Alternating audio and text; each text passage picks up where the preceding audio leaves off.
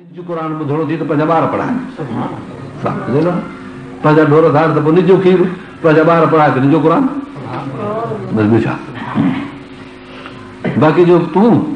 पंहिंजो ढोर बि न धारे ऐं पोइ दाऊं बि करे त मूंखे निजो नथो मिले ऐं पेट में सूर थो पवे खीर था पियूं त तकलीफ़ थी थिए दस्त था थियनि पोइ ईअं मिलावट में पोइ ईअं जुलाब बि अची वेंदासीं क़ुर जे पहिरियों खां पोइ। अहिड़ा मिलावट वारा जेके क़ुर न ॿुधंदव त पोइ अक़ीदो ख़राब शिरक कुफर बिदतूं गंदगियूं पोइ इहे अहिड़ा पेट में सूर पवंदा जो पोइ अलाह पुॼे इन खे मुसीबत आहे। फरमाइनि था त ख़ैरुल कलाम कलाम अल्लाह हुज़ूर पाक सल्लल्लाहु अलैहि वसल्लम जी हदीस आहे ख़ैरुल कलाम कलाम अल्लाह भलो कलाम अल्लाह जो क़ुर आहे व ख़ैरुल हुदा हदी रसूलुल्लाह ऐं सुठे में सुठी हिदायत नबी जी हिदायत आहे जेका क़ुर में ॾिनी अथई तंहिं करे उहा तव्हां वठो रसूल जी सुनत ऐं हदीस ऐं क़ुर पाण फरमाइनि था हदीस आई आहे शरुल उमूर मुहदसात आहे ख़राब कम आहिनि पंहिंजा तव्हांजा हथरादू ठहियल गुफ़्तगा ॿोल ॻाल्हियूं जो न मुंहुं न सिर न किताब में न कंहिं रिवायत में न सम्झ में अचे उबतियूं ॻाल्हियूं रुॻो ऐं वरी क़ुर ॾिस त क़ुर में बि कोन हदीस पाक ॾिस त हदीस शरीफ़ में बि कान पंहिंजूं ॻाल्हियूं ठाहे पोइ माण्हू पंहिंजे अक़ीदे ऐं पंहिंजे अमल ऐं पंहिंजे ईमान खे उन्हनि सां खणी मिलाए शरुल उमूर मुहदसात आहे बुछड़ा कम आहिनि पंहिंजा हथरादू ठहियल कुल मुहदसतिन बिदअत हर पंहिंजो हथरादू ठहियल बिदअत उहा कुल बिदअतिन फिनार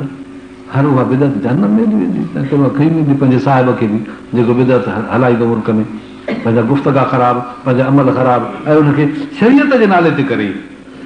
इन में वॾो फ़र्क़ु आहे। हिकिड़ो ॻाल्हाए थो पर चए थो त मां ॻाल्हायो आहे हिकिड़ो कमु थो करे थो न ॾे अवाल भला कमु चए थो बसि मां थी वियो कमु पर चए थो बाबा इहो कमु जाइज़ आहे क़ुर हदीस में आहे हाणे थो कूड़ ऐं करे थो ग़लति कमु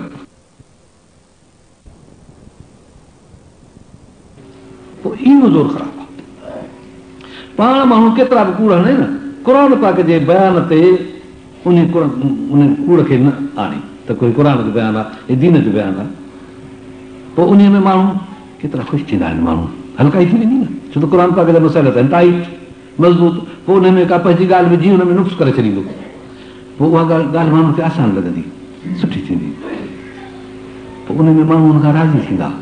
पोइ उनखे नज़र न्याज़ ॾींदा पोइ ख़र्च पखा ॾींदा लटा कपिड़ा ॾींदा ईअं थी पवंदो छो त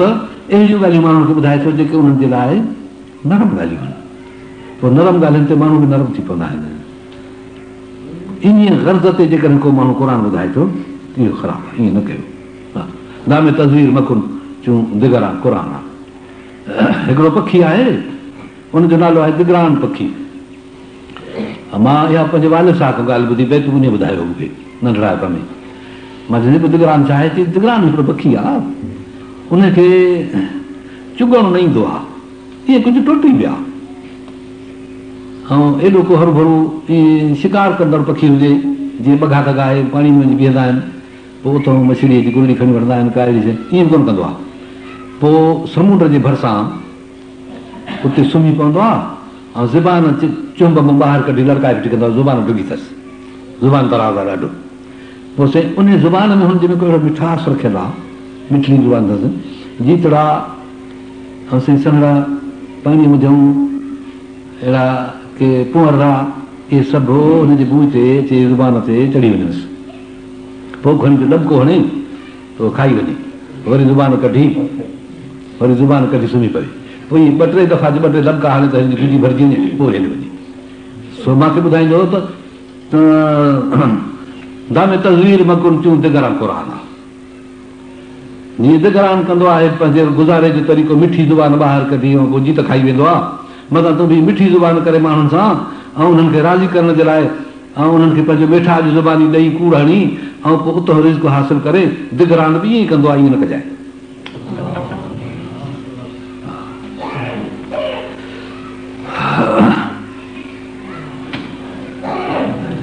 अलाह जी रहमत घणी आहे उहो समी अलीम आहे ॿुधे थो ॻाल्हाए थी त बि अलाह जे लाइ गुफ़्तगू कजे त बि अलाह